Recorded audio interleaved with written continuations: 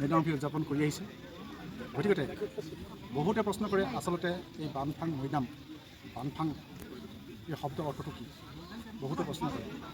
এতিয়া সেই শব্দৰ পাতনি মেলাৰ আগতে বানফাঙৰ অৰ্থ বা কোন বীৰৰ এই বীৰভূমি, ইয়াত যিহেতু মৈদাম আছে, মৈদাম যি জেগাতে থাকিব নিশ্চয় বীৰভূমিৰ একে পথ পৰিভূমিত এক জিলিকি উঠা জেগা হয়। অৰ্থাৎ এক ইতিহাস গৰকাৰ বুৰঞ্জীৰ পৰা পাতৰ পৰা কিছুমান লুপ্ত হৈ গৈছে, ইয়াক ইতিহাস আৰু কিংবদন্তি হিচাপে পৰিগণিত হৈছে। কিন্তু আমি সেইখিনি কথা উল্লেখ আমি যিখিনি ষ্টাডি কৰিছোঁ, যিখিনি অধ্যয়ন কৰিছোঁ, বানফাং অৰ্থ বহুজনে বহু ক'ব বিচাৰে।